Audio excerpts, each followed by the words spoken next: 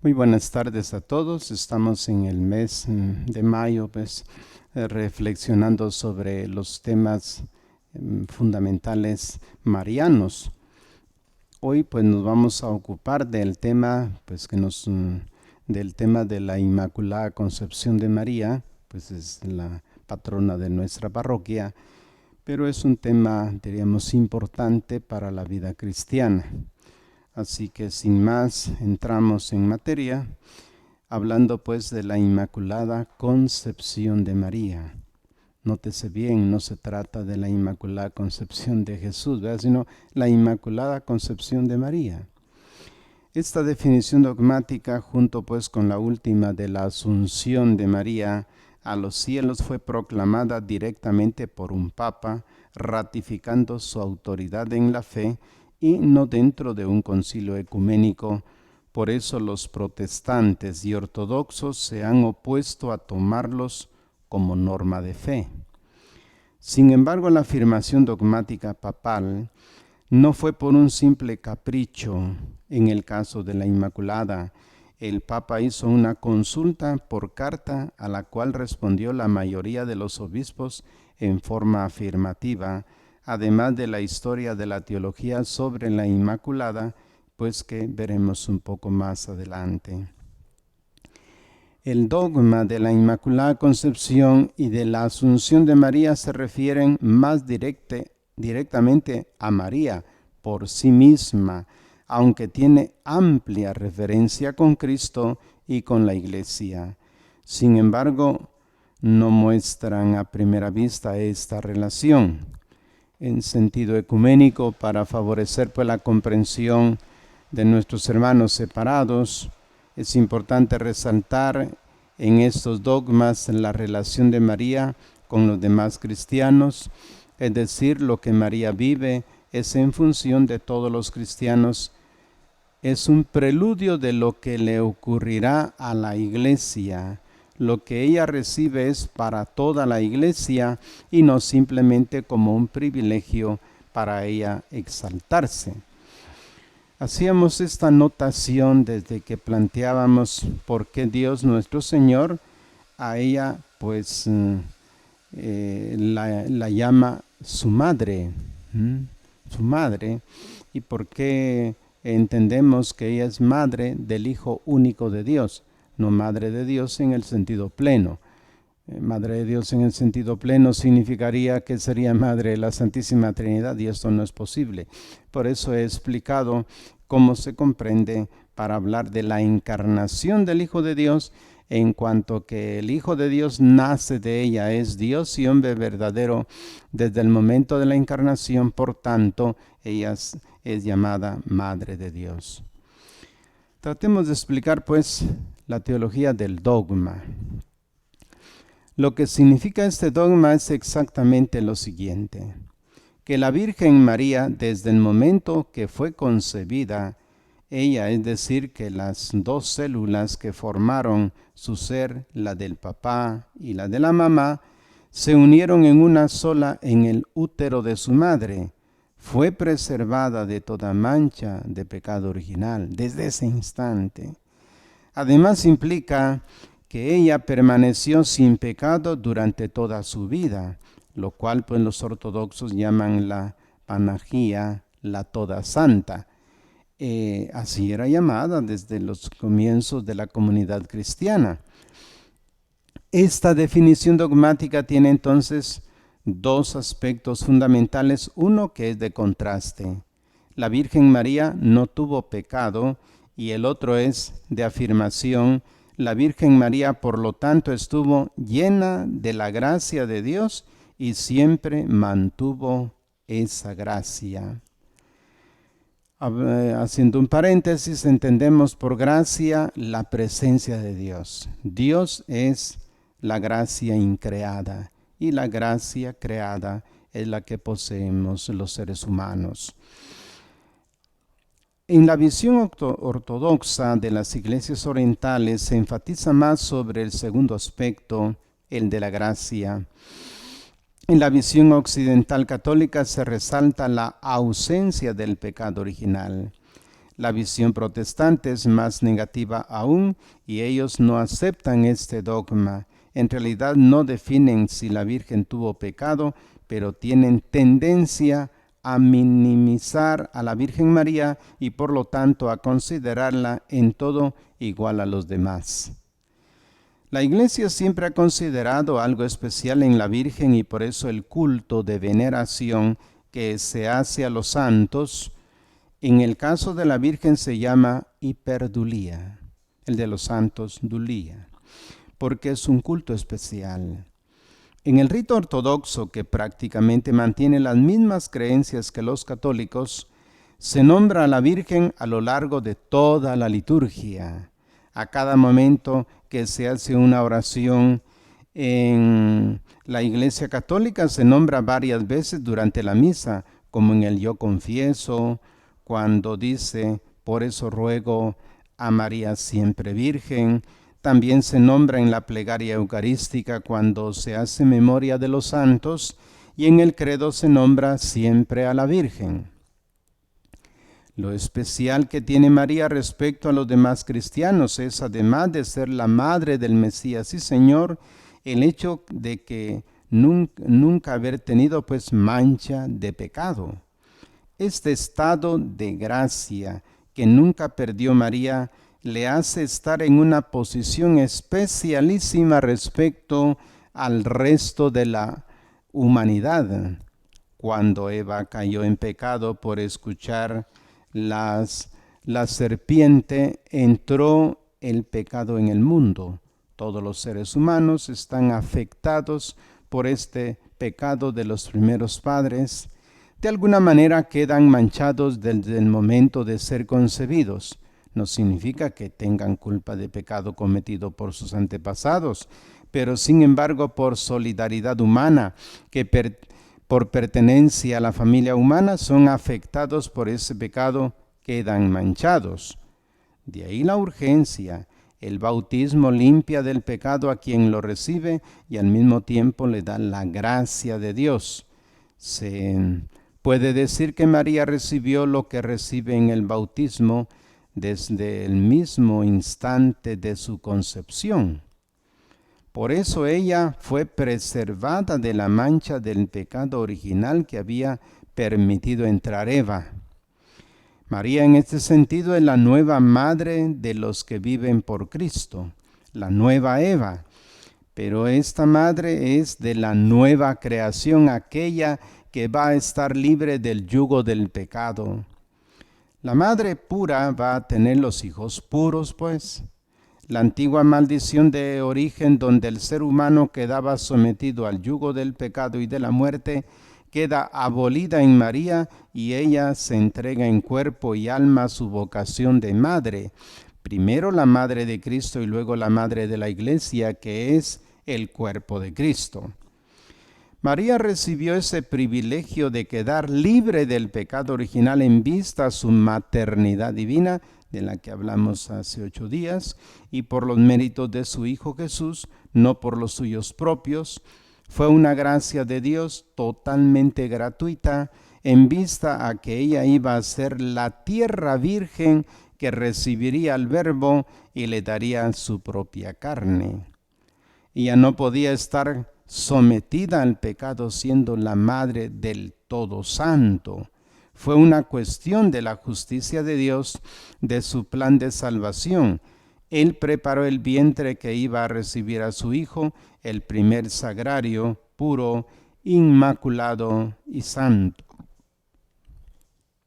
La respuesta de María a la gracia de Dios, que implicó su entrega generosa al plan de Dios, su servicio sin fronteras, su fidelidad y presencia en la respuesta discipular de fe, esperanza y caridad, llevan a María hacia otras gracias y otros horizontes y otras tareas que ella sigue cumpliendo para hacer lo que Dios le pide y llevar adelante el plan de salvación.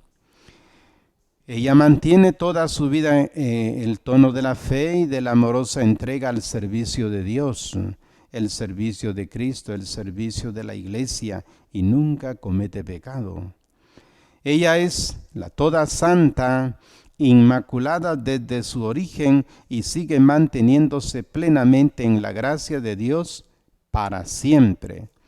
Por eso María recibe luego otros privilegios o gracias o premios de parte de Dios y de parte de la humanidad. La primera consecuencia de su vida y de su obra es que ella es asumida al cielo para vivir en el reino del Padre por toda la eternidad. Lo que estuvo unido en la tierra está unido ahora en el cielo. La Iglesia en todo momento la declara reina pues de la creación, y la humanidad entera se rinde homenaje de muchas maneras a lo largo de su historia, considerándola como su madre espiritual. Entremos ahora a los datos bíblicos para observar un poquito cómo se ha quedado esto en la doctrina de la Iglesia. En realidad no podemos decir que este dogma está afirmado en la Biblia directamente. Sin embargo, hay varios indicios que apuntan a él. Cuando el ángel la llama a ella que charitomene, es una palabra griega pues que se traduce como la llena de gracia. Usted lo tiene en el Evangelio según San Lucas en el capítulo 1, en el versículo 26 y 28. Al sexto mes envió Dios al ángel Gabriel a un pueblo de Galilea llamado Nazaret, a una virgen desposada con un hombre llamado José de la casa de David. La virgen se llamaba María. Cuando entró el ángel le dijo: alégrate, llena de gracia, el Señor está contigo. Dependiendo pues de las traducciones que ustedes utilicen, van a encontrar el término. Puede ser que sigan una Biblia que diga: alégrate la muy favorecida. Hay otra terminología que utilizan quienes no quieren afirmar que María es la llena de gracia, pero la palabra que charitomene significa eso: la llena de Dios, la llena de gracia. Cuando el ángel la llama que charitomene, la que ha sido favorecida, la que ha recibido la gracia, charis es gracia, la llena de gracia por parte de Dios, y sigue: bendita entre todas las mujeres. El evangelista Lucas está indicando un aspecto de suma importancia y que representó ya en una reflexión teológica de los primeros cristianos. María recibió gracias especialísimas que le hicieron tener una posición particularísima entre todas las mujeres de la tierra. El evangelista Juan llama a Cristo lleno de gracia y de verdad.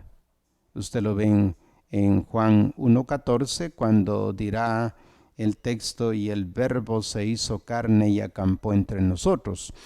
La caridad que pertenece a Cristo por naturaleza es dada a María por gracia, la altamente favorecida por Dios, lo que ha sido desde antes que el ángel anunciara a María. La Biblia no dice desde cuándo, pero indica que ella recibió una gracia especial, una plenitud de gracia que la preparó para el momento en que iba a encarnar al Verbo de Dios.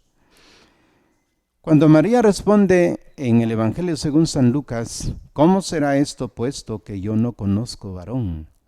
En Lucas 1:34 está indicando una actitud especial de la Virgen María, de su actitud frente a la realidad. La respuesta del ángel es: el Espíritu Santo vendrá sobre ti y el poder del Altísimo te cubrirá con su sombra. Por eso el que ha de nacer será santo y será llamado Hijo de Dios. Indica que pues que hay una pureza especial en María. Su vientre es puro y santo. El Espíritu de Dios va a descender sobre ella y la presencia del Señor, la gloria del Señor, resplandecerá dentro de ella. La gracia previa que había recibido y que ella mantuvo por su actitud de apertura a Dios y de no buscar las cosas del mundo, se transforma ahora en una plenitud de gracia porque Dios se hace presente. El Señor está contigo, son las frases que hemos leído en el texto. como también en Gálatas 4:4 dirá: cuando se llegó la plenitud de los tiempos, envió Dios a su Hijo, nacido de mujer, nacido bajo la ley, para rescatar a los que andaban bajo la ley. Esta plenitud de los tiempos indica una profunda reflexión del apóstol Pablo que apunta a la plenitud de la gracia. El tiempo está marcado dolorosamente por el pecado desde Adán y Eva, y le dieron cabida en el mundo, pero hay un momento donde ese tiempo se llama o se llena de Dios, y es el momento pues de la encarnación del Verbo.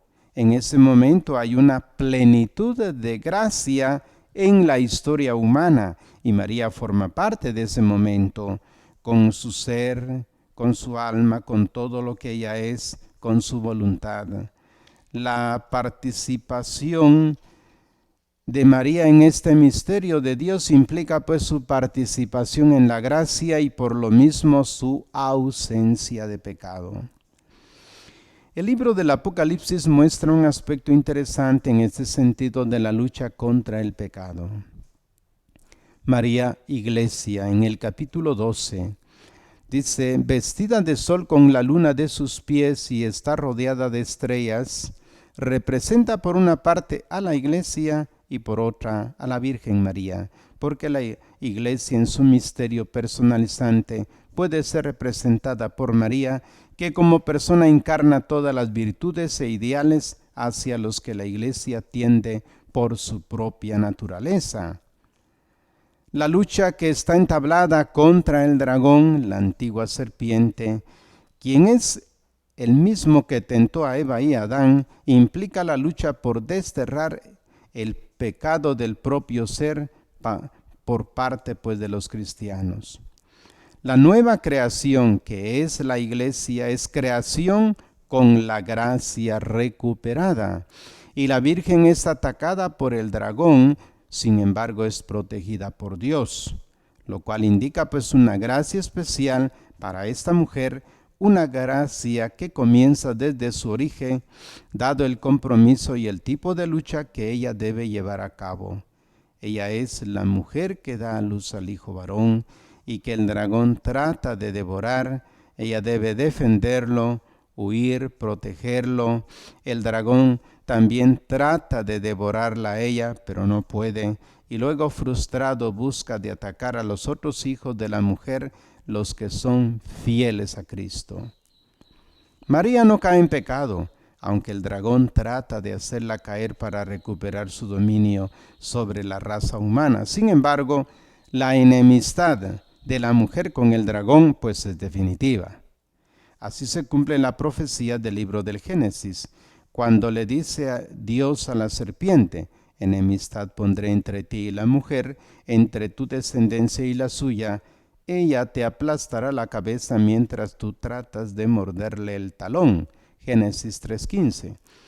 La lucha contra el pecado, que comienza con la gracia original para María, se mantiene a lo largo de toda su vida.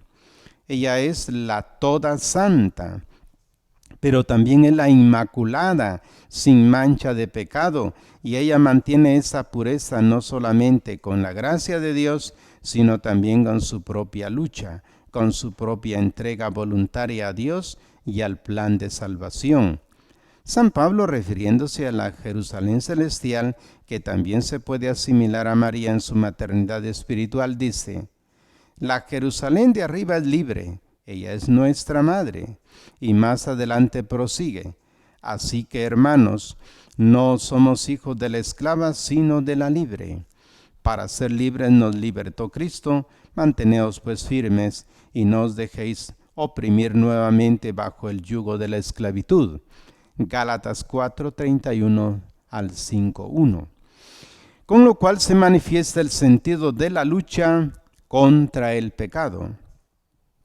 Los hijos del nuevo pueblo de Dios son libres del pecado porque Cristo los liberó, y deben luchar para no ser de nuevo oprimidos por el yugo de la esclavitud del pecado. María, la altamente favorecida de Dios, la bendita entre todas las mujeres, la llena de gracia, también luchó y sigue ayudándonos en nuestra lucha contra el yugo del mal. Ella, la llena de gracia, representa a la iglesia toda en su lucha espiritual y representa el ideal mismo de la iglesia, de lo que quiere llegar a ser la iglesia toda y cada miembro de ella. María está en el origen inmaculado de la iglesia, en la gracia original de la iglesia, y permanece por siempre como el signo de la plenitud de la gracia en la iglesia. Una vez que hemos visto ya los textos bíblicos, ahora acerquémonos un poquito a la historia, cómo se vino tratando en este proceso del descubrimiento de este tema de la Inmaculada. El sentimiento de la iglesia desde el comienzo fue de un gran respeto hacia María, envuelta en el misterio de su Hijo. La percepción de la santidad de María estuvo siempre en el corazón del pueblo cristiano. Desde Oriente se fue transmitiendo a Occidente la doctrina de la santidad de María, la toda santa, y al mismo tiempo su celebración litúrgica. Podemos encontrar la referencia a la santidad de María e incluso a su ser inmaculada en diversas homilías de los padres de la Iglesia. Teotecno de Libia, en Palestina, él vivió entre el final del siglo VI y el comienzo del VII, y afirma en uno de sus sermones: de hecho, después de la resurrección de los muertos, él reunió por medio de la nube a todos sus santos discípulos y apóstoles en torno a la Inmaculada, a la que no conoció el matrimonio, la casta. Ella nace pura e inmaculada como los querubines, ella que es de arcilla pura e inmaculada. Antíoco, monje de San Saba hacia el año 620, en una de sus homilías afirma: del tiempo en que nuestro Señor Jesucristo, Hijo de Dios, por su bondad hacia nosotros se dignó de aparecer en el mundo, naciendo de la Santa Inmaculada Madre de Dios y siempre Virgen María. Sofronio de Jerusalén en el año 638 afirma: el Espíritu Santo desciende sobre ti, que eres la Inmaculada, para hacerte más pura y darte la virtud de la fecundidad. Con lo cual asume que ya María era santa antes de la encarnación del Verbo en ella, pero que recibe más gracias de Dios para poderse realizar el plan de Dios. Y ya para el martes santo, Andrés de Creta tiene una oración especial utilizada en la liturgia: por la oración, el Salvador, de tu Madre Inmaculada y de tus apóstoles, envía más abundantemente tu misericordia y da a tu pueblo la paz. San Beda, el venerable de Occidente en el siglo VII, ya en su lenguaje anticipa la doctrina de la Inmaculada Concepción de María. En su homilía sobre la visitación confirma que la devoción a la Virgen Santa es un fenómeno religioso extenso y afirmado hasta ahora sólidamente en la cristiandad de su tiempo. San Agustín de Hipona, en el año 430, de Occidente, afirma que María, de ella necesariamente reconocemos en nuestro sentir religioso que no tiene pecado. El primer teólogo de la Inmaculada Concepción es Eadmero, en el año 1134, con su tratado sobre la concepción de la Santísima Virgen María. Utiliza argumentos para apoyar esta creencia que ya estaba en el pueblo, así como pues no se puede sacar nada de algo que no nos cueste, ¿verdad? Una nuez hay que partirla para sacar el fruto que está escondido. Así también ha costado entender este dogma de la Inmaculada Concepción. Pero en Occidente se debatió profundamente esta doctrina debido a la universalidad de la redención en Cristo. María también debía ser redimida. Si no, Cristo no sería el redentor de toda la humanidad. Grandes teólogos como Alejandro de Jales Alberto Magno, Santo Tomás de Aquino, San Buenaventura y antes de ellos San Anselmo de Canterbury y Bernardo de Claraval, llegaron a la conclusión de que María primero fue concebida en pecado original por la concupiscencia de sus padres y luego Dios le quitó el pecado en vista a la encarnación del Verbo. Pero esta no es la doctrina de la Inmaculada Concepción de María. El franciscano Duns Scoto, en 1308, reasume la redención preservativa de Anselmo. Así Scoto plantea que la Inmaculada Concepción de María no es una excepción a la redención universal de Cristo, sino que es un caso de perfecta y mayor eficacia salvífica del único mediador. Después del argumento de Scoto, los franciscanos siguieron defendiendo la Inmaculada y las universidades aceptaron la doctrina de la Inmaculada Concepción de María y siguieron el ejemplo de la Sorbona de París, 1496, se empeñaron con juramento a defenderla. El Papa Sixto IV, en 1484, inició una serie de intervenciones pontificias a favor de la Inmaculada Concepción. No toma ninguna postura definitiva, pero prohíbe a los maculistas e inmaculistas de llamarse herejes mutuamente. El Concilio de Trento, en el año 1546, no incluyó a María en el pecado original, aunque no declaró directamente el dogma de la Inmaculada Concepción. Alejandro VII se declara a favor de la Inmaculada Concepción con la bula Solicitudo en 1661 y prohíbe atacarla bajo cualquier manera. Clemente XI contribuye también totalmente a la fe de la Inmaculada al probar como precepto la fiesta de la Inmaculada Concepción para la Iglesia Universal en 1708. El Papa Pío IX hace un sondeo en la encíclica Ubi Primum, 1849, y el resultado es casi absoluto a favor. De 603 obispos, 546 están a favor de la definición dogmática de la Inmaculada Concepción de María. Finalmente, el 8 de diciembre de 1854, el Papa Pío IX pronuncia la fórmula de la definición dogmática, cerrando una larga controversia. Esta es la definición. Declaramos, pronunciamos y definimos que la doctrina por la cual se dice que la Beatísima Virgen María, en el primer instante de su concepción, por gracia singular y privilegio de Dios omnipotente, y en vista a los méritos de Jesucristo, Salvador del género humano, ha sido preservada inmune de toda mancha de la culpa original, es revelada por Dios y por lo tanto debe creerse firme y constantemente en todos los fieles. Respecto a la celebración litúrgica, al comienzo del siglo VIII existió en Oriente una fiesta de la Concepción de Santa Ana, refiriéndose a María. Derivada del protoevangelio de Santiago apócrifo, esta pasa a Europa, el centro de Italia, en el siglo IX, y luego rápidamente a Inglaterra, donde la encontramos celebrada el 8 de diciembre con el título de Concepción de la Santísima Virgen María. Desde el siglo XII se entiende como Concepción Inmaculada.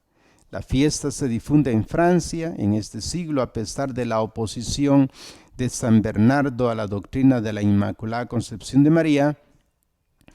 Sixto IV aprueba con las constituciones Cum Praexcelsa en 1477, aprueba la misa y el oficio de la Concepción de María. Clemente XI pone como precepto la fiesta de la Concepción de la Beata Virgen María Inmaculada, y Pío IX en 1863, después de la aprobación del dogma, publica un nuevo formulario y misa para la Inmaculada Concepción. Todo esto que tiene que ver con nosotros, bueno, tiene que ver con la Iglesia, porque lo que Dios hizo en María lo hace en toda la Iglesia. Si María es pura, inmaculada, lo puro y lo inmaculado es lo que se pide a toda la Iglesia. A pesar de haber sido un decreto papal para definir este dogma, sin embargo, se percibe que ha sido la Iglesia toda, a lo largo de siglos y milenios, que ha ido madurando la doctrina. La definición dogmática en ese sentido atañe a toda la Iglesia, y el Papa ha recogido el sentimiento doctrinal del pueblo de Dios a través de sus obispos. La doctrina de la Inmaculada es revelada por Dios en el corazón de la Iglesia, y el magisterio ratifica y aclara dicha doctrina. La Virgen María, desde el instante de su concepción, ha sido preservada del pecado por los méritos de su Hijo Jesucristo, el Redentor de toda la humanidad. Y ella jamás cometió pecado en su vida. Siempre se mantuvo en la gracia de Dios, y esta acción de Dios marca la historia de la salvación. Es una intervención de su gracia para llevar a cabo su plan salvífico. María acepta este plan y participa de todo corazón en él. Desde su ser inmaculada, María sigue presente en la Iglesia, luchando por la salvación de todos sus hijos. Por eso el texto de San Juan dice gracia sobre gracia, es decir, que la Virgen María pues ha sido preservada desde el primer instante de su concepción, cosa que nosotros no la tenemos, pero en el momento de nuestro bautismo fuimos regenerados en él. Hemos recibido esta gracia que es Dios. Pero nosotros somos pecadores y por eso necesitamos los sacramentos para estar constantemente en gracia de Dios. Dios nos dejó este sacramento, como está en el evangelista Juan, allá en el capítulo, en el capítulo 20, versículo 23, cuando el Señor les dirá a los apóstoles que reciban el Espíritu Santo, y a quienes ellos perdonen los pecados les quedan perdonados. Por eso la gracia de Dios está en la Iglesia, a través de los sacramentos. Y hay personas pues que en realidad están en ese camino de gracia, viven santificándose, preservándose del pecado, y de eso hay gente santa, gente buena. Todos estamos llamados pues a esta vocación de vivir en gracia de Dios. Es la vocación del cristiano. Ella, la Santísima Virgen, la toda santa, y nosotros llamados también pues a la santidad. Por lo tanto, tratemos de vivir esta gracia de Dios desde nuestra convivencia familiar, para ir revisando los mandamientos divinos y recuperar la gracia que Dios nos ha dado. A la Virgen se la ha dado toda, la Inmaculada siempre Virgen María. Dios los bendiga y hasta una próxima oportunidad para irnos comunicando desde la iglesia, diríamos, este espacio pues que representa la comunidad en donde nos hemos reunido, pero que ahora pues más adelante iremos encontrándonos. Muy buenas tardes.